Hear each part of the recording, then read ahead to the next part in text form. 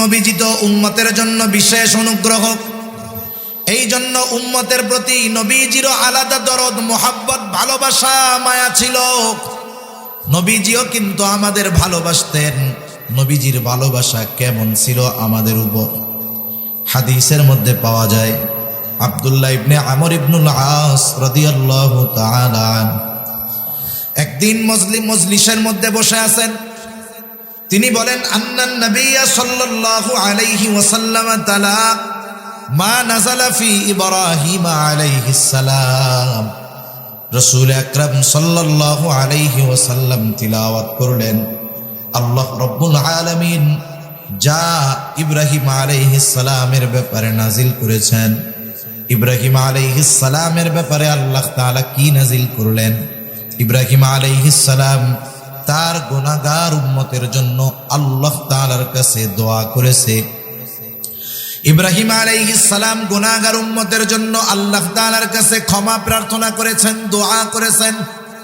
কারণ প্রত্যেকটা নবী তার উম্মতকে ভালোবাসে। উম্মত নেককার হোক আর বদকার হোক, মুমিন হোক আর কাফের হোক, প্রত্যেকটা নবী তার উম্মতকে ভালোবাসে। বাস্তবতা হলো কখনো কখনো এমন হয় নেককারের চাইতে বদকারের জন্য চিন্তা আরো বেশি হয়। যেমন কারো যদি একাধিক সন্তান থাকে, 2, 3, 4টা ছেলে, এর মধ্যে 3 জন ভালো, 1 জন খারাপ। এখন বলেন তো, মা বাপ এই ভালো 3 জন নিয়ে চিন্তা করে বেশি না খারাপটা নিয়ে?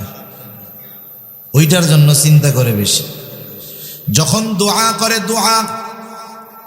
দোয়ার মধ্যে আল্লাহ তাআলার কাছে বলে, আল্লাহ আমার এই সন্তানটাও যদি বাকিগুলার মতো ভালো হয়ে যাইত, আমি মইরাও শান্তি পাইতাম। এইরকম বলে কি বলে না? তার মানে দেখেন, সন্তান যদিও খারাপ, সন্তানের জন্য হালাক হয়ে যাওয়ার দোয়া কোনো মা বাবা করে না।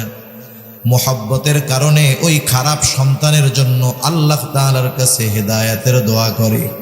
বলেন তো, মা বাবা তার সন্তানকে যত ভালোবাসে, তার চাইতে বেশি ভালোবাসেন নবীজি। মা বাবার চাইতে আমাদেরকে বেশি ভালোবাসে। ইব্রাহিম আলাইহিস সালাম তার গুনাহগার উম্মতের জন্য দোয়া করতেছে, রব্বি ইন্নাহুন্না আযলালনা কাসীরাম মিনান নাস ফামান তাবিআনি ফাইন্নাহু মিন্নি ওয়া মান আসানি ফাইন্নাকা গফুরুর রহিম। ইব্রাহিম আলাইহিস সালাম বলতেছে, ও আমার রব, ইন্নাহুন্না আযলালনা কাসীরাম মিনান নাস, এই প্রতিমাগুলো, এই মূর্তিগুলা অধিকাংশ মানুষকে পথভ্রষ্ট করে ফেলছে। ফামান তাবিআনি ফাইন্নাহু মিন্নি, যে আমার অনুসরণ করেছে, আমার আনুগত্য করেছে, সে তো আমার দলভুক্ত, আমার উম্মত। তবে সবাই তো আমার আনুগত্য প্রকাশ করে নাই। ওয়ামান আসানি, আর যারা আমার নাফরমানি করেছে। ইব্রাহিম আলাইহিস সালাতু ওয়াস সালাম কেমন যেন আল্লাহ তাআলার কাছে বলে, আল্লাহ এরা নাফরমানি করলেও তো এরা আমারই উম্মত, আপনি যদি চান তাদেরকেও তো ক্ষমা করে দিতে পারেন। কারণ কি? কারণ হলো ফাইন্নাকা গফুরুর রহিম, আপনি হলেন অতিশয় ক্ষমাশীল, দয়ালু। আপনি যদি চান আমার এই গুনাহগার উম্মত গুলাকেও আপনি মাফ করে দিতে পারেন। ইব্রাহিম আলাইহিস সালাম গুনাহগার উম্মতের জন্য আল্লাহ তাআলার কাছে ক্ষমা চাইতেছে। وقال عيسى عليه الصلاة والسلام إن تعذبهم فإنهم عبادك, তিনি গুনাহগার উম্মতের জন্য দোয়া করেন, আল্লাহ তাআলার কাছে বলেন, ইন তুআযিবহুম ফাইন্নাহুম ইবাদুক, হায় আল্লাহ আপনি যদি তাদেরকে শাস্তি দেন তারা তো আপনারই বান্দা। ওয়া ইন তাগফির লাহুম, আর যদি আপনি তাদেরকে ক্ষমা করে দেন, আমার উম্মত আপনার বান্দা। আল্লাহ আপনি যদি আপনার এই গুনাহগার বান্দা, আমার এই গুনাহগার উম্মতদের ক্ষমা করে দেন, কেউ আপনার কাছে জবাবদিহিতা চাইবে না, কারো কাছে আপনাকে জবাবদিহিতা দেওয়া লাগবে না। কেন? ওয়া ইন তাগফির লাহুম ফাইন্নাকা আনতাল আজিজুল হাকীম। আপনি হলেন মহাপরাক্রমশালী, মহাপ্রজ্ঞাময়। তাই আপনি যদি আপনার এই গুনাহগার বান্দাদের মাফ করে দেন, কারো কাছেই আপনার জবাবদিহিতা করা লাগবে না। আপনি আপনার বান্দা আমার এই উম্মতগুলারে মাফ করে দেন, এটা হলো মূল কথা। দুই নবী উম্মতের জন্য, উম্মতের মাগফিরাতের জন্য দোয়া করেছে। রাসূল আকরাম সাল্লাল্লাহু আলাইহি ওয়াসাল্লাম এই দুই নবীর দোয়া তিলাওয়াত করবার পর নিজের অন্তরের মধ্যে তার উম্মতের জন্য মহব্বতের ঢেউ উঠে গেছে। এইবার নবীজি তার গুনাহগার উম্মতের জন্য দোয়া করবেন। তিনি কি করলেন? ফারাফা ইয়াদাইহি ওয়া ক্বালা আল্লাহুম্মা উম্মতি উম্মতি ওয়া বাকা। নবীজি হাত দুটো উঁচু করলেন, চোখ দিয়ে অঝর ঝরায় অশ্রু প্রবাহিত হইতেছে, আর মুখ দিয়ে শুধু বলতেছেন আল্লাহুম্মা উম্মতি উম্মতি, আয় আল্লাহ আমার উম্মত আমার উম্মত। আর কিছু নবীজি বলেন না। বলেন তো নবীজি যদিও এতটুকু বলতেছে, কিন্তু আসলে নবীজি কি বলতে চায় দুনিয়ার কেউ বুঝুক আর না বুঝুক, জানুক আর না জানুক, যিনি জানেন যিনি বোঝেন তিনি কে? আল্লাহ জানেন যে কি বলতে চায় আমার হাবিব। এরপরেও আল্লাহ সুবহানাহু ওয়া তাআলা তার হাবিবের জবানেই শুনতে চায় কি বলতে চায়। যেমন দেখেন মাদ্রাসার মধ্যে বৃহস্পতিবার বিকাল বেলায় যখন ছোট ছোট ছাত্ররা ওস্তাদের সামনে গিয়া আসরের পরে কান্না করে, গিয়া বসে থাকে, হুজুরের কাছে সামনে গিয়া কি করে? কান্না করে, কাঁদতেছে। এখন বলেন তো যে কান্না কেন করে? হুজুর বোঝে কি বোঝে না? ভাই সাউন্ডটা বাড়ানো গেলে একটু বাড়াইয়েন, তাহলে আমার একটু কষ্ট কম হবে। তাহলে দেখেন হুজুরের সামনে গিয়ে ছাত্র যখন কান্না করে, বলেন তো বৃহস্পতিবার আসরের পরে হুজুরের সামনে গিয়া ছোট ছাত্র যখন কান্না করে, কিছুই বলা লাগবে না। কান্না করার কারণে হুজুর কি বুঝে বলেন তো? হ্যাঁ, কি বুঝে? সে ছুটি চায়, বাসায় যাবে। হুজুর বুঝে, কিন্তু এরপরেও বলে কান্দো কেন, কান্না করো কেন? ও কিছু বলে না, ওর কান্না আরো বাড়ে। হুজুর বলে এই যতক্ষণ না তুমি বলবা কি জন্য কান্না করো, কাজ হবে না। এবার কান্না করতে করতে হুজুর বাসায় যাবো। এবার কি বলে হুজুর, যাও তোমার ছুটি, আগামী দিন আবার সন্ধ্যার আগে চলে আসবে। এখন যখন ছুটির ঘোষণা পাইছে, কান্দা আছে নাকি? চোখের পানি শুকানোর আগে দেখবেন মুখের মধ্যে হাসি ফুটে উঠছে। আল্লাহ রাব্বুল আলামিন জানেন নবীজি কি বলতে চায়। এরপরেও জিবরাইল আলাইহিস সালাতু ওয়াস সালামকে বলতেছে, জিবরাইল যাও, মুহাম্মদ কেন কান্না করে, কান্নার কারণ জিজ্ঞাসা করো। জিবরাইল আলাইহিস সালাতু ওয়াস সালাম হাজির, এসে বলে ইয়া রাসূলুল্লাহ, আপনার কান্নার কারণ কি? যদিও আল্লাহ তাআলা সব জানেন, এরপরেও তিনি জানতে চান। এইবার নবীজি উম্মতের ব্যাপারে সব কথা জিবরাইল আলাইহিস সালামের কাছে বললেন।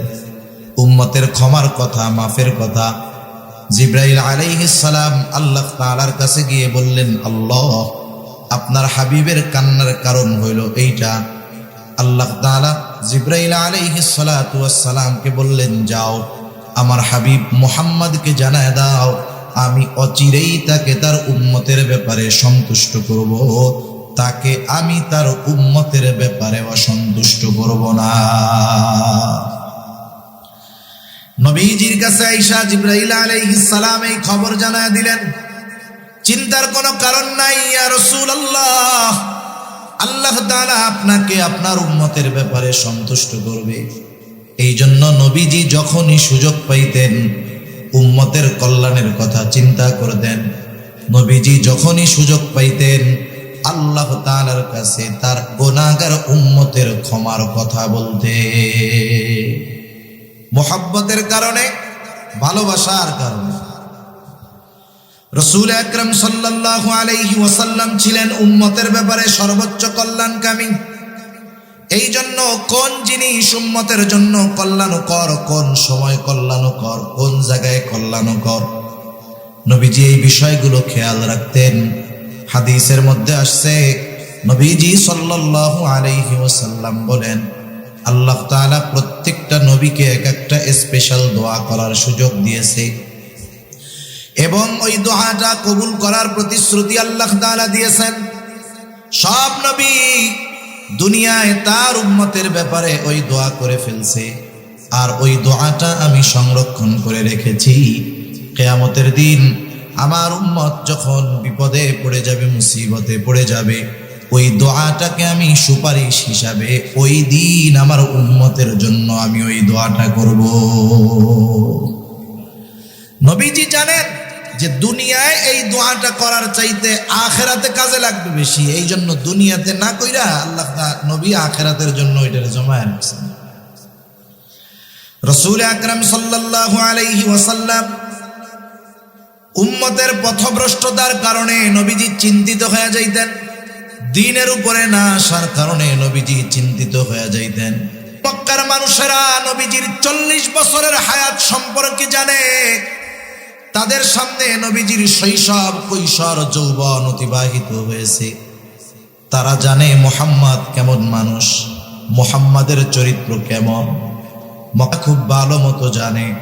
এই জন্যই তো মক্কারা আমার আপনার নবীজি নবুয়ত প্রাপ্ত হওয়ার আগেই ওই মক্কারা আমার আপনার নবীজির চরিত্র মাধুরীতে সন্তুষ্ট হয়ে নবীজির উপাধি দিয়েছে আল আমিন, আস-সাদিক, সত্যবাদী, আমানতদার। ওই সত্যবাদী আমানতদার মানুষটা যখন ওই মক্কার কাছে গিয়ে চিরন্তন সত্যর দাওয়াত দেওয়া শুরু করলেন, মক্কার নবীজির দাওয়াত গ্রহণ করেন না। নবীজি চিন্তিত যে এরা যতই আমার কাছের মানুষ হোক না কেন, যতই আপনজন প্রিয়জন হোক না কেন, এরা যদি আমার দাওয়াত গ্রহণ না করে, এদের কোনো উপায় নাই, এদের ঠিকানা। নবীজি চিন্তিত হয়ে গেছে। চিন্তা পেরেশানিতে খাওয়া দাওয়া কমে যায়, স্বাভাবিক বিষয়। রাসূল আকরাম সাল্লাল্লাহু আলাইহি ওয়াসাল্লাম চিন্তায় খাওয়া দাওয়া কমায় দিয়েছেন, অসুস্থ হয়ে গেছেন।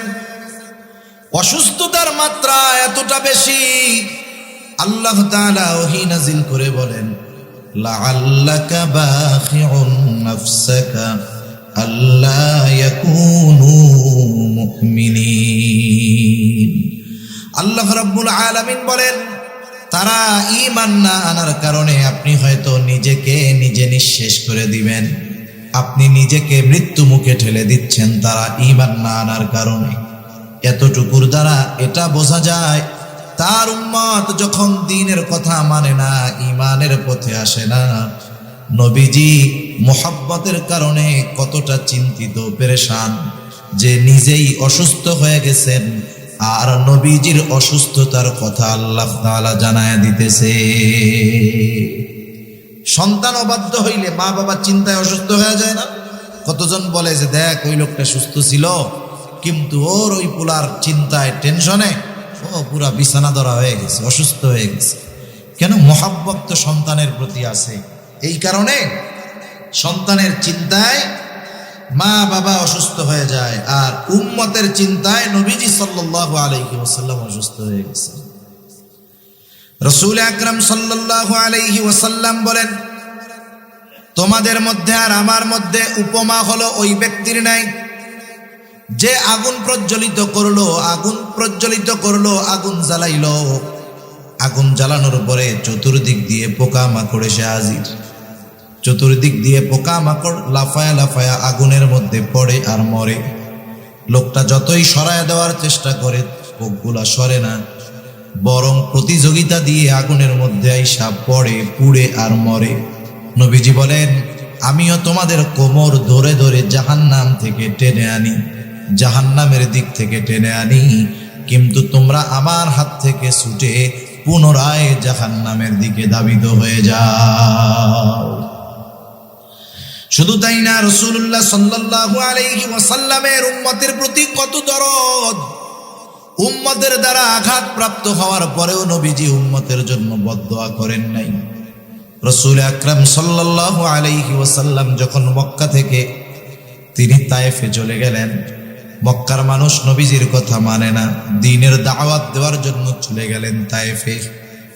রাসূলুল্লাহ সাল্লাল্লাহু আলাইহি ওয়াসাল্লাম তায়েফে যাবার পর তায়েফের মানুষ দলে দলে নবীজিকে পাগল বলে বলে পাথর নিক্ষেপ করলো। নবীজির গায়ে যেই পাথর নিক্ষেপ করা হয়েছিল, পাথরগুলো ছোট না, বরং পাথরগুলো ছিল বড় বড় পাথর, সাথে সাথে পাথরগুলো ছিল ধারালো পাথর, যার কারণে পাথরের আঘাত নবীজির গায়ে লাগতো আর নবীজির গা ক্ষত বিক্ষত হয়ে যাইত। এত পরিমাণ পাথর নবীজির গায়ে লাগছে। আয়েশা সিদ্দিকা রাদিয়াল্লাহু তাআলা আনহা নবীজির গায়ে একদিন পাথরের দাগ উনি বুঝতে পারেন নাই। জিজ্ঞাসা করেন, ইয়া রাসূলুল্লাহ, আপনার গায়ে এইগুলো কিসের দাগ? কখনো কি বসন্ত হয়েছিল নাকি?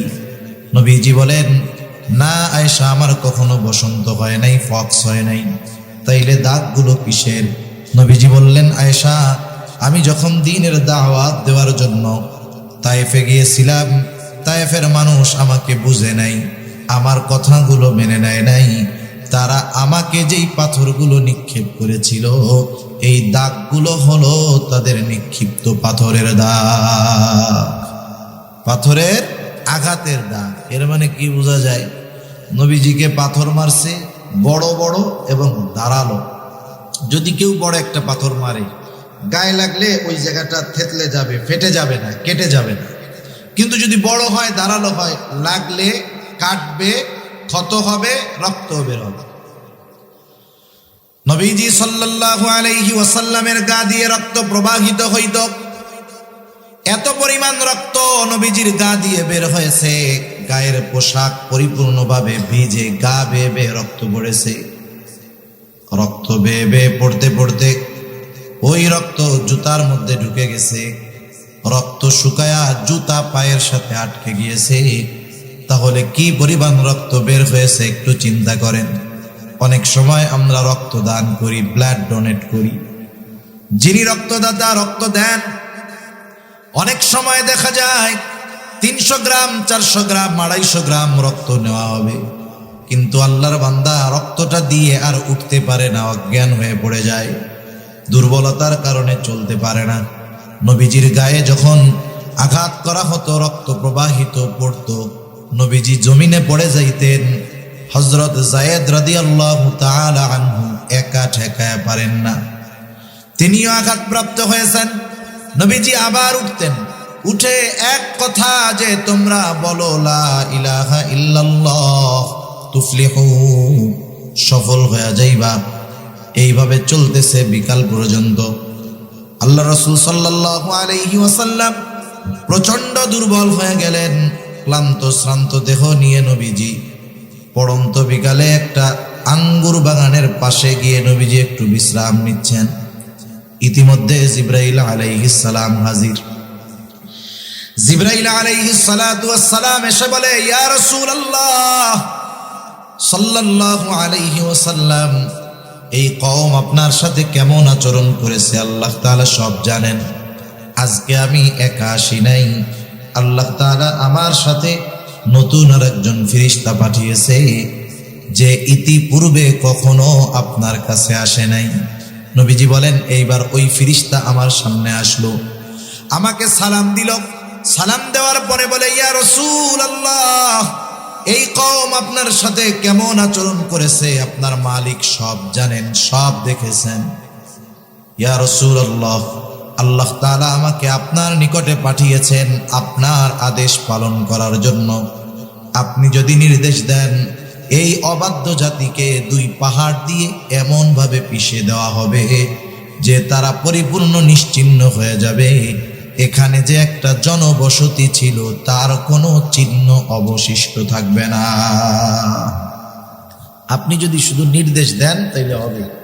রাসূল আকরাম সাল্লাল্লাহু আলাইহি ওয়াসাল্লাম এই সুযোগ পাওয়ার পরেও কি করছেন? আমরা হইলে কি করতাম? আমরা তো প্রতিশোধ পরায়ণ। আমরা কি বলেন না, প্রতিশোধ পরায়ণ। আমরা 20 বছর আগের ছোটখাটো বিষয়ের প্রতিশোধ নেওয়ার সুযোগ পাইলেও সেটা ছাড় দেই না। চিন্তা করি, এখন আমার খুব পাওয়ার, 20 বছর আগে ওই লোক আমার দিকে চোখ বড় করে তাকাইছিল, আজকে আমার পাওয়ার আছে ওর চোখ দুইটাই উঠাইয়া দিলাম। করে না এরকম? ছোট ছোট বিষয় নিয়ে বড় বড় প্রতিশোধ মানুষ নিয়ে বসতেছে, চিন্তাই করে না। অথচ রাসূলুল্লাহ সাল্লাল্লাহু আলাইহি ওয়াসাল্লাম ক্ষমা পরায়ণ ছিলেন, প্রতিশোধ পরায়ণ নবীজি ছিলেন না। রাসূল আকরাম সাল্লাল্লাহু আলাইহি ওয়াসাল্লামের চিন্তাধারা ছিল সুদূর প্রসারী। যখন এই কথা ফেরেশতা বলছে, নবীজি আরাম করতেছিলেন, একটু উঠা বসলেন। কেমন যেন নবীজি বলতেছে, তুমি তো বলতেছো আদেশ দেন 2 পাহাড় একত্রিত কইরা ওদেরকে পিষে দেই, কিন্তু তোমার এই কথা আর আমি তো আল্লাহ তাআলার কাছে আশা করি ভিন্ন। নবীজি তখন বললেন, বাল আরজু আন ইয়াখরুজাল্লাহু মিন আসলাবিহিম মান ইয়াবুদুল্লাহ ওয়াহদাহু ওয়া লা ইউশরিকু বিহি শাইআ। নবীজি সাল্লাল্লাহু আলাইহি ওয়াসাল্লাম বললেন, বরং আমি তো আল্লাহ তাআলার কাছে এই আশা পোষণ করি যে আল্লাহ তাআলা এদের মধ্য থেকে এমন এক জাতি বের করবে, এমন এক প্রজন্ম বের করবে যারা এক আল্লাহর ইবাদত করবে, তার সাথে কারো শরীক করবে না। তুমি তো বলতেছো আদেশ দেন 2 পাহাড় মিশাইয়া পিষে দেই, আর আমি তো আশা করতেছি এদের অবস্থা যা হয় হোক, হয়তো আল্লাহ তাআলা এদের মধ্য থেকে এমন মানুষ বের করবে যে ওরা এক আল্লাহর ইবাদত করবে, কারো সাথে শরীক করবে না। নবীজি সাল্লাল্লাহু আলাইহি ওয়াসাল্লামের কিয়ামত পর্যন্ত যত উম্মত আসবে তাদের প্রতি ভালোবাসার নিদর্শন নবীজি রেখে গেছেন। রাসূলুল্লাহ সাল্লাল্লাহু আলাইহি ওয়াসাল্লাম একদিন সাহাবায়ে কেরামের সাথে পথ চলতেছিলেন। হঠাৎ করে নবীজি বলেন, আমার ভাইদেরকে দেখতে মন চায়। সাহাবায়ে কেরাম বলে, ইয়া রাসূলুল্লাহ, আমরা কি আপনার ভাই নই? নবীজি বললেন, তোমরা আমার সাহাবী, তাহলে আপনার ভাই কারা? নবীজি বললেন, আমার ভাই হলো তারা যারা আমার পরে আমাকে না দেখে আমার উপরে ঈমান আনবে, তারা হলো আমার ভাই। এর দ্বারা নবীজি কিয়ামত পর্যন্ত যত মুমিন আসবে সব উম্মতের প্রতি দরদ, মোহাব্বত, ভালোবাসার চিহ্ন নবীজি রেখে গেছেন। সুবহানাল্লাহ। নবীজির প্রতি উম্মতের প্রতি নবীজির দরদ কত বেশি বলতে গেলে আরো অনেক লম্বা সময় চলে যাবে। দেখেন, এই দরদ, এই মায়া, এই ভালোবাসা, এটা যে শুধু দুনিয়ায় তা না, পরকালেও নবীজি আমাদের সবচাইতে বেশি ভালোবাসবে। সুবহানাল্লাহ। কিয়ামতের দিন, যেই দিন দুনিয়ার কোনো আপনজন প্রিয়জন আমার আপনার পরিচয়কে স্বীকার করতে চাইবে না। কিয়ামতের দিন ওই মুসিবতের সময় নিজের মা তার সন্তানকে চিনবে না, বাবা তার সন্তানকে চিনবে না, স্বামী স্ত্রীকে, স্ত্রী স্বামীকে চিনবে না। আল্লাহ তাআলা কোরআনুল কারীমের মধ্যে সেই অবস্থার কথা বর্ণনা করে বলেন, ইয়াউমা ইয়াফিরুল মারউ মিন আখিহি ওয়া উম্মিহি ওয়া আবিহি ওয়া সাহিবাতিহি ওয়া বানিহি। আল্লাহ তাআলা বলেন, কিয়ামতের দিন ভাই ভাইয়ের থেকে পলায়ন করবে। ওয়া উম্মিহি ওয়া আবিহি, পিতামাতা থেকে পলায়ন করবে। ওয়া সাহিবাতিহি ওয়া বানিহি, স্ত্রী সন্তানদের থেকে পলায়ন করবে। কেউ কারো সামনে যাইতে চাবে না, কেউ কারো সাথে দেখা হোক এটাও চাইবে না। বরং মানুষ তো এমনও কথা কিয়ামতের দিন আল্লাহ তাআলার কাছে বলবে, আল্লাহ, আপনি দুনিয়ার সব মানুষকে জাহান্নামে দিয়ে হলেও আমাকে আপনি মাফ করে জান্নাত দিয়ে দেন।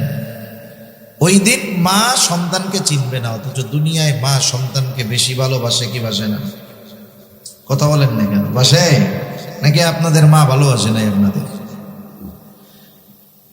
ওই দিন মা দুনিয়ায় যত ভালোবাসুক, মা সন্তানের পরিচয়কে অস্বীকার করবে। কিন্তু রাসূলুল্লাহ সাল্লাল্লাহু আলাইহি ওয়াসাল্লাম ওই মুসিবতের দিন উম্মতকে ভুলবেন না। নবীজি ওই দিন নিজের চিন্তায় চিন্তিত থাকবেন না, নবীজি তার উম্মতের চিন্তায় বিভোর থাকবেন। হাদিসের মধ্যে আসছে নবীজি একবার দৌড়ে চলে যাবেন পুলসেরাতের কাছে। না জানি তার কোন উম্মত পুলসেরাত পাড়ি দিতে গিয়ে ব্যর্থ হয়ে যায়। আবার দৌড়ে চলে যাবেন নবীজি হাউজে কাউসারের কাছে। না জানি কোন উম্মত পানি পান থেকে মাহরুম হয়ে যায়। আবার দৌড়ায় চলে যাবেন মিজানের কাছে। না জানি তার কোন উম্মত ওজনের সময় ধরা পড়ে যায়। আবার দৌড়ায় চলে যাবেন জাহান্নামের কাছে। না জানি তার কোন উম্মতকে জাহান্নামে দিয়ে দেওয়া হয়। আবার যখন উম্মতের জন্য কোনো সুপারিশের দরকার হবে, নবীজি আল্লাহর কুদরতি কদমে সেজদায় পড়ে যাবে। এভাবে চলতে থাকবে। সব নবী জান্নাত অভিমুখে রওনা হয়ে যাবে। জান্নাতের দোরগোড়ায় পৌঁছায়া যাবে। দেখবে জান্নাতের দরজা বন্ধ, খোলা হয় না। জিজ্ঞাসা করা হবে, কি ব্যাপার, জান্নাতের দরজা খোলো না কেন?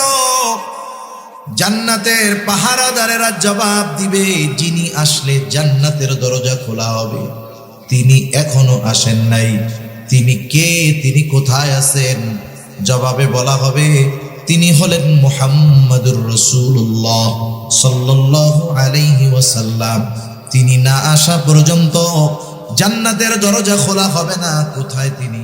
তিনি এখনো হাসরের ময়দানে উম্মতের চিন্তায় বিভোর। যতক্ষণ না আল্লাহ তাআলার কাছ থেকে তার ওই উম্মত যার যাররা পরিমাণ ঈমান ছিল তার ব্যাপারেও যতক্ষণ না আল্লাহ তাআলার কাছ থেকে জান্নাতের নিশ্চয়তা নবীজি পাবেন, ততক্ষণ পর্যন্ত নবী নিজে জান্নাতে প্রবেশ করবে না। আমরা ওই নবীর উম্মত যেই নবীর আমাদের প্রতি এত ভালোবাসা। এ ভালোবাসার গভীরতা কত বেশি যে উম্মতের প্রতি নবীজির ভালোবাসার স্বয়ং সাক্ষ্য দিয়েছেন আল্লাহ। কে দিয়েছেন বলেন? অনেক সময় সাক্ষীকে এর উপরে কথাটাকে গ্রহণ করা হয়। মনে করেন একজন একটা কথা বলতেছে, ভাই এই কাজটা আমি করেছি। এখন বলে না, তুমি যে করছো তোমার সাক্ষীকে, অথবা করো নাই তোমার সাক্ষীকে। আপনি যদি রাস্তার থেকে একজনকে দৈরাই না বলেন যে এই লোক আমার পক্ষে সাক্ষী, বলবে দেড় বেড়া রাস্তায় ভবঘুরের মতো ঘুরে বেড়ায়, ওর সাক্ষীর কোনো দাম আছে? ওর সাক্ষর কোনো দাম আছে? সরা ওরে যদি আরো সাক্ষী হিসাবে উপস্থাপন করো, তোমার কথা যাও বিশ্বাস করতো তাও আর কেউ বিশ্বাস করবে না। কিন্তু আপনি যদি আপনাদের এলাকার সম্মানিত একজন মুত্তাকি পরহেজগার ব্যক্তির সাক্ষী হিসাবে দাঁড় করান, উনি যদি বলে হ্যাঁ ওই কাজটা উনি করেছে অথবা করে নাই, বলেন তো তার কথা গ্রহণ করা হবে কিনা? এ সাক্ষীর সাক্ষ্য বিশ্বাস করা হবে। আমাদের যে নবীজি ভালোবাসেন, সর্বোচ্চ ভালোবাসা, এ ভালোবাসার সাক্ষী দিয়েছেন কে? একটু জোরে বলেন। আল্লাহর নাম বলতে কষ্ট হয় নাকি? আমার মাইকে কথা বলতে জান বের হয়ে যাইতেছে, আমি বুঝতেছি কি হইতেছে আমার। এই জন্য আপনারা একটু জোরে বললেন, মাইকলা কষ্ট দিয়া দিল আমার। তাহলে আমাদের কে নবীজি যে ভালোবাসেন এই সাক্ষী দিয়েছেন কে? আল্লাহ তাআলা দিয়েছেন। আল্লাহ রাব্বুল আলামিন বলেন, লাকাদ জাআকুম রাসূলুম মিন আনফুসিকুম আজিজুন আলাইহি মা আনিতুম হারিসুন আলাইকুম বিল মুমিনিনা রাউফুর রহিম। আল্লাহ তাআলা বলেন, লাকাদ জাআকুম রাসূলুম মিন আনফুসিকুম, তোমাদের জন্য তোমাদের মধ্য থেকে এমন একজন রাসূলের আগমন ঘটেছে যেই রাসূল আজিজুন আলাইহি মা আনিতুম, তোমাদের জন্য যেটা কষ্টের সেটা তার জন্য কষ্টের। তার মানে উম্মত যেটাতে কষ্ট পায় নবীজিও সেটাতে কষ্ট পায়। সুবহানাল্লাহ।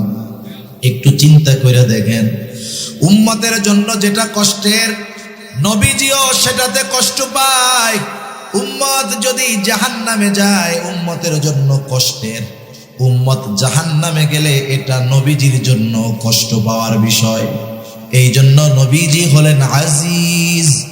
আল্লাহ তাআলা বলতেছেন তোমাদের জন্য যেটা কষ্টের সেটা তার জন্য কষ্টের। 2 নাম্বার, আল্লাহ তাআলা বলেন ওই রাসূল তোমাদের জন্য হলেন হারিস। নবীজি হলেন তোমাদের জন্য কল্যাণকামী, সমব্যথী কল্যাণকামী। মনে করেন আপনি একজনের কাছে আপনার কষ্টের কথা বলতেছেন, খুব হৃদয় বিদারক কথাগুলো আপনি বলতেছেন কথা, আর উনি ওইদিকে আর একজনের সাথে হো হো করতেছে, হাসাহাসি করতেছে। আপনি কি বুঝবেন যে সে আমার কথাগুলো গুরুত্ব সহকারে শুনতেছে না, বরং সে যদি কান লাগায় আপনার কথা শুনে আর মাঝে মধ্যে বলে আহারে এটা তো খুব কষ্টের, আপনি খুব কষ্টে আছেন, বলেন তো ওই ব্যক্তির কাছে কথাগুলো বলার পরে আপনার কথাটা বা দিলটা, অন্তরটা একটু হালকা হবে কি হবে না? নবীজির কাছে যখন কেউ কোনো কষ্টের কথা বলতো সাহাবায়ে কেরাম, নবীজির ভাবটা এমন হইতো যে ওই লোক ওই কারণে যে কষ্ট পাইতেছে, নবীজিও সেই কষ্টটা পরিপূর্ণভাবে অনুভব করতেছে। এজন্য সাহাবায়ে কেরামের সাথে নবীজির এত সম্পর্ক, গভীরতা কেন? যে সাহাবায়ে কেরামের সাথে নবীজি এই ধরনের আচরণ, উপমা আমাদের জন্য রেখে গেছেন। একজন আপনা থেকে আপনা লোক, একবারে গ্রাম্য মূর্খ লোক, অশিক্ষিত লোক, দরিদ্র লোক, এও নবীজির কাছে যখন আইসা বলতো কিছু কথা, এটা যদি তার কষ্টের কথা হতো, নবীজি এমন ভাবে শুনতেন, ওই লোক মনে করতো আহারে আমার এই কষ্টটা নবীজিও পাইতেছে, সুবহানাল্লাহ। আবার যখন কেউ কোনো আনন্দের কথা আইসা বলতো, নবীজি এমন ভাবে উৎফুল্লতা দেখাতেন যে ওই লোকের আনন্দে নবীজিও কেমন যেন আনন্দিত হয়ে গেছেন, সুবহানাল্লাহ।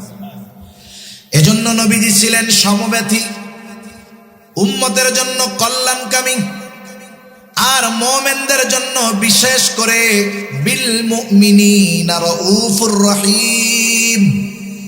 মুমিনদের জন্য নবীজি হলেন রাউফ, মুমিনদের জন্য নবীজি হলেন রহিম, রাউফুর রহিম। আল্লাহ তাআলার গুণবাচক নামগুলোর মধ্যে থেকে অন্যতম দুইটা গুণবাচক নাম। দুনিয়ার কোন মাখলুক রাউফ হতে পারে না, দুনিয়ার কোন মাখলুক রহিম হতে পারে না, কিন্তু আল্লাহ তাআলা আমার আপনার প্রতি, উম্মতের প্রতি নবীজির কত দরদ, এই দরদের বিষয়টা বুঝাতে গিয়ে আল্লাহ তাআলা নিজের শানে যেই শব্দ, ওই শব্দটা আল্লাহ তাআলা তার হাবিবের শানে ব্যবহার করেছে। আল্লাহ তাআলা বলতেছে, শোনো, এমন রাসূল, যেই রাসূল মুমিনদের জন্য রাউফ, অতি সদয়, পরম দয়ালু মুমিনদের জন্য। এ কথার দ্বারা কি বোঝা যায়?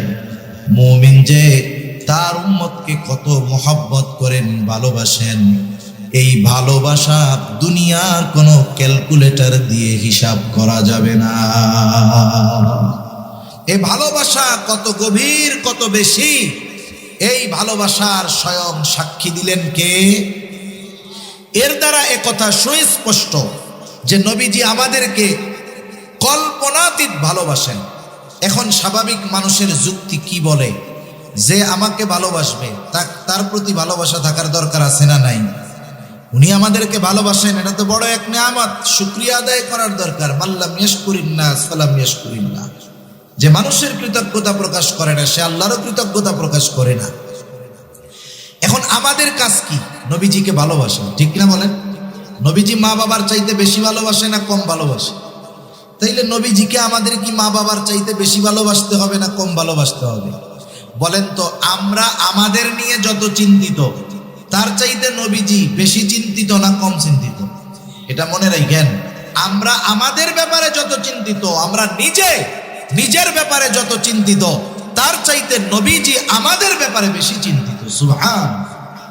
এখন সেই নবীর প্রতি আমাদের জীবনের চাইতে বেশি ভালোবাসা থাকার দরকার আছে না নাই?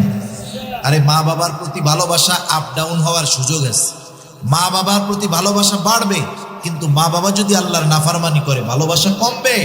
যদি প্রয়োজনে বাবার বিরুদ্ধে অস্ত্র ধারণ করতে হয়, দিনের কারণে অস্ত্র ধারণ করতে হবে। সাহাবায়ে কেরাম দেখায় গেছে, ঠিক কিনা বলেন? উপমা উদাহরণ আছে, বুড়ি বুড়ি ঘটনা আছে, বলার সুযোগ নাই। মোট কথা হলো, কিন্তু নবীর প্রতি ভালোবাসা ডাউন হওয়ার কোনো সুযোগ নাই। এটা শুধু কি হতে হবে? আপ হতে হবে, মাইনাস হওয়ার কোনো সুযোগ নাই, ওয়ে নাই। একটাই পথ, নবীজিকে ভালোবাসতেই হবে। কারণ নবীজির ভালোবাসার সম্পৃক্ততা ঈমানের সাথে। কিসের সাথে বলেন? ইমানের সাথে, ভালোবাসার সাথে ইমানের সংযোগ। এজন্য ভালোবাসা কমানোর সুযোগ নেই। এ কথা নবীজিও বলেন, লা ইউমিনু আহাদুকুম হাত্তা আকুনা আহাব্বা ইলাইহি মিন ওয়ালিদিহি ওয়া ওয়ালাদিহি ওয়ান নাসি আজমাইন।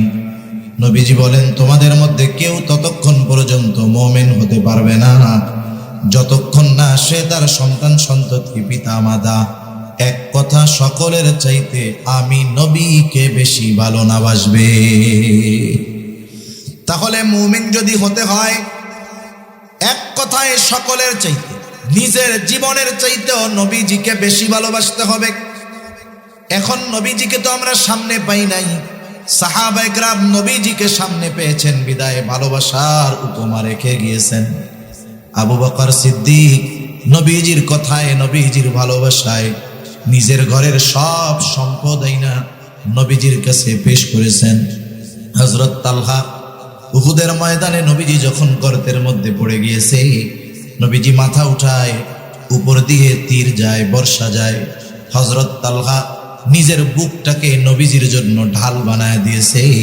কিন্তু আমরা তো নবীজিকে সামনে পাই নাই, তাহলে নবীজিকে সর্বোচ্চ ভালোবাসার উপমা আমরা কেমনে দেখাবো এ বিষয়টাও নবীজি আমাদের জানায় গিয়েছে। নবীজিকে ভালোবাসার পদ্ধতি নবীজি বলে দিয়েছেন। সেই জন্য আমরা নিজেরা যদি পদ্ধতি বানাই, ওই পদ্ধতি গ্রহণযোগ্য হবে না।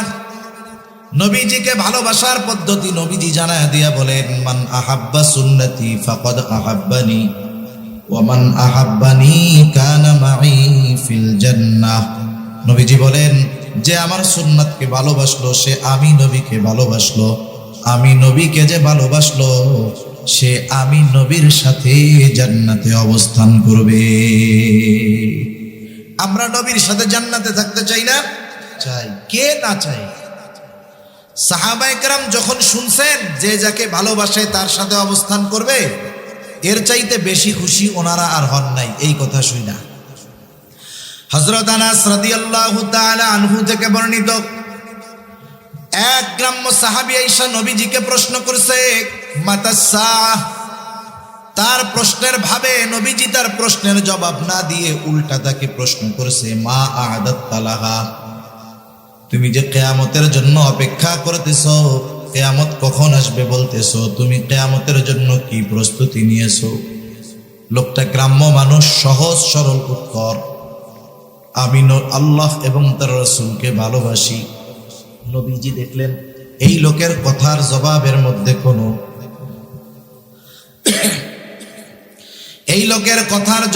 মধ্যে কোনো কৃত্রিমতা নাই, কোনো লৌকিকতা নাই। রাসূল আকরাম সাল্লাল্লাহু আলাইহি ওয়াসাল্লাম সাথে সাথে জবাব দিয়ে বললেন, যে যাকে ভালোবাসে তার সাথে অবস্থান করবে। লোকটা এবার বাড়ির পথে হাঁটা দিয়ে দিল। হযরত আনাস রাদিয়াল্লাহু তাআলা আনহু বলেন, ইসলাম গ্রহণের পরে আমরা এতটা খুশি হই নাই যতটা খুশি নবীজির মুখে এই কথা শুনে হয়েছি। তিনি বলেন, আমি আল্লাহ এবং তার রাসূলকে ভালোবাসি, আমি আবু বকর ওমর রাদিয়াল্লাহু তাআলা আনহুমাকে ভালোবাসি। যদিও তাদের মতো আমল করতে পারি নাই, তবে আমি এই ব্যাপারে আশা করি জান্নাতে আমি রাসূলুল্লাহ সাল্লাল্লাহু আলাইহি ওয়াসাল্লাম, আবু বকর এবং ওমর রাদিয়াল্লাহু তাআলা আনহুমার সঙ্গী হতে পারবো। ভালোবাসার কারণে। কিসের কারণে? ভালোবাসার কারণে। এখন নবীর সাথে যে জান্নাতে গিয়ে থাকতে হবে, থাকতে হলে তো জান্নাতে যাওয়া লাগবে নাকি? জান্নাতে না গেলে তো আর সাথে থাকা যাবে না। এখন জান্নাতে যাওয়ার সহজ পথ নবীজি বলে দিয়েছেন। নবীজি সাল্লাল্লাহু আলাইহি ওয়াসাল্লাম বলেন, কুল্লু উম্মতি ইয়াদখুলুনাল জান্নাতা ইল্লা মান আবা। কিলা মান আবা ইয়া রাসূলুল্লাহ। নবীজি বলেন, আমার সব উম্মত জান্নাতে প্রবেশ করবে, আবা উম্মত ছাড়া। প্রশ্ন করা হলো, আবা উম্মত কারা? নবীজি বললেন, মান আতাআনি দাখালাল জান্নাহ ওয়া মান আসানি ফাকাদ আবা।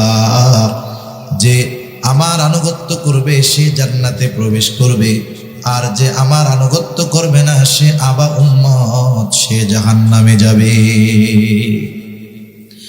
এখন যদি দুই হাদিস থেকে আমরা কথা বের করি, কথা আসে রাসূলুল্লাহ সাল্লাল্লাহু আলাইহি ওয়াসাল্লামকে ভালোবাসে সে, নবীজির সাথে জান্নাতে থাকতে পারবে সে, যে নবীজির সুন্নাতকে মোহাব্বতের সাথে অনুসরণ করে, তাহলে সে নবীজির প্রকৃত ভালোবাসার দাবিদার এবং নবীজির সাথে জান্নাতে অবস্থান করার যোগ্যতা সে অর্জন করবে।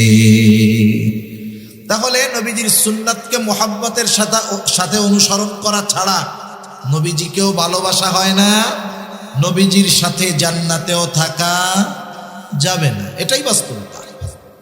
অনেক সময় আমরা সুন্নাত ভালোবাসি, সুন্নাত ওয়ালাকেও ভালোবাসি, কিন্তু নিজে সুন্নাত ওয়ালা হইতে চাই না। বিষয়টা তো এরকম। আমাদের সুন্নাত এবং সুন্নাত ওয়ালাদেরকেও ভালোবাসতে হবে, নিজেও সুন্নাত ওয়ালা হইতে হবে। না হলে নবীজির প্রতি বাস্তব ভালোবাসার যেই উদাহরণ, এটা মুখ দিয়ে বললে হবে না, প্রমাণ দিতে হবে নিজে আমলের মাধ্যমে। ঠিক কিনা বলে? নবীজির সুন্নাত মানতে গিয়ে অনেকে অনেক কথা বলতে পারে। হুজুর মানুষ তো লম্বা জামা পাঞ্জাবি পরবে, এটা স্বাভাবিক বিষয়, কিন্তু আওয়াম মানুষ অনেক সময় যখন লম্বা জামা গায়ে দেয়, পাগড়ি পরিধান করে, টুপি পরে থাকে, কয় ওরে বাবা খেজুর হয়ে গেছে, খুসামেরা বলে না, মোল্লা হয়ে গেছে, আরে বাবা জঙ্গি হয়ে গেছে। এটা কেন বললো? নবীজির সুন্নাত মানার কারণ। অনেক সময় অনেকে দাড়ি রাখলে ওই ছেলেটারে এখন খোসামাইরা টিটকারি মইরা 15, 16, 18 বছরের বয়সের ছেলেটারে বলে তুমি তো চাচা হয়ে গেছো। কি বলে? চাচা হয়ে গেছে। এখন কোনো ব্যক্তি যদি সুন্নাত অনুসরণ করার কারণে দুনিয়ার মানুষ তাকে তিরস্কার করে, এই দুনিয়ার মানুষের তিরস্কারের কথা চিন্তা করে সুন্নাত বাদ দেওয়া যাবে? সুন্নাত মানতে গিয়ে যদি দুনিয়ার মানুষের তিরস্কৃত হতে হয় দুনিয়ার মানুষের দ্বারা, আশা করা যায় এই তিরস্কারটা কিয়ামতের দিন তার পুরস্কার হয়ে দাঁড়াবে ইনশাআল্লাহ। ঠিক কিনা বলেন? সেজন্য আমরা সুন্নাতের উপরে চলবো। অনেকে চিন্তা করে এখন যুবক বুড়া হইলে দাড়ি রাখবো, অনেকে চিন্তা করে বিবাহ শাদী করার পরে দাড়ি রাখবো, বিবাহের আগে দাড়ি রাখলে ভালো। মেয়ে মারা যাওয়ার পর যখন মানুষকে গোসল করায় কাফন পরায়া দেওয়া হয়, কাফন পরায়া লাশটাকে খাটিয়ায় তুলে জানাজায় নিয়ে যাওয়া হয়, জানাজা শেষ আবার লাশটাকে নিয়ে যাওয়া হয় কবরস্থানে। এইবার কবরের মধ্যে দুই আল্লাহর বান্দা নামেন, উপর থেকে লাশটাকে সুন্দরভাবে নিচে ধরায়া দেওয়া হয়। এই যে যখন লাশকে কবরে রাখা হয়, এই সময় একটা দোয়া পড়া হয়। বলেন তো সেই দোয়াটা কি? জানা আছে আপনাদের? জানা আছে? মাথা নাড়েন, মুখ দিয়ে কথা কইতে পারেন। জানা আছে নেই? কি দোয়া পড়ে বলেন তো? এই তো মাশাআল্লাহ সবাই জানেন। বিসমিল্লাহি ওয়া আলা মিল্লাতি রাসূলিল্লাহ। মারা গেলে, আমি মারা গেলে আমার ক্ষেত্রেও পড়া হবে, যেই মারা যাক পড়া হবে। যদি খালি নামটা মুসলমান থাকে তার ক্ষেত্রেই এই দোয়াটা পড়া হবে।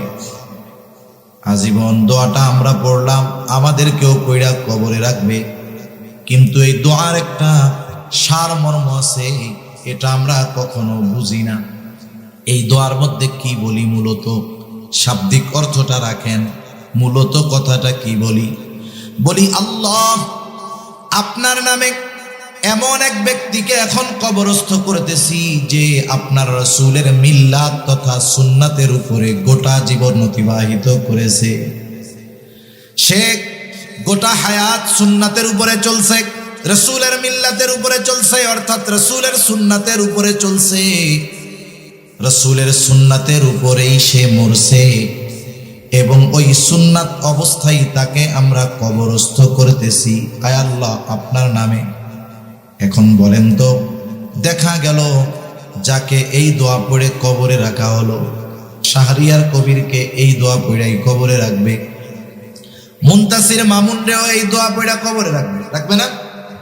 এখন গোটা জীবন যারা সুন্নাত মানে নাই, সুন্নাতের উপরে চলে নাই, তাকে যখন এই দোয়া পড়ে কবরে রাখা হবে, বলেন তো তার ক্ষেত্রে দোয়াটা সত্য হবে নাকি মিথ্যা হবে? নিঃসন্দেহে মিথ্যা। নিজের কাছে নিজে প্রশ্ন করবেন, একটু বাড়িতে গিয়ে ফিকির করবেন, আমি তো সুন্নাত মানি না, সুন্নাতের উপরে চলি না, আগামী দিন যদি মারা যাই আমাকেও এই দোয়া পড়ে কবরে রাখা হবে, কিন্তু ওই দোয়াটা আমার ক্ষেত্রে সত্য হবে নাকি মিথ্যা হবে, এটা একটু একাকী নিরিবিলি চিন্তা করবেন। যদি বাস্তবে কথার সাথে তার সূরাতের মিল হয় তাহলে তো কামিয়াব, আর যদি কথার সাথে সূরাতের মিল না হয় তাহলে অনন্তকালের ওই দীর্ঘ সফর শুরু হবে তার মিথ্যা দিয়ে, ঠিক কিনা? এজন্য আমরা নবীজির ভালোবাসা সুন্নাত অনুসরণের মাধ্যমে প্রমাণ দিব ইনশাআল্লাহ। আল্লাহ সুবহানাহু ওয়া তাআলা আমাদের সবাইকে যথাযথভাবে সুন্নাতের অনুসারী হওয়ার তৌফিক আল্লাহ তাআলা দান করুন। সকলে বলি আমিন। আল্লাহ তাআলা আমাদের হৃদয়কে আল্লাহ এবং তার রাসূলের মুহাব্বত দিয়ে ভরপুর করে দিন। সকলে বলি আমিন। ওয়া আখিরু দাওয়ানা আনিল হামদুলিল্লাহি রাব্বিল আলামিন। আসসালামু আলাইকুম ওয়া রাহমাতুল্লাহি ওয়া বারাকাতুহু।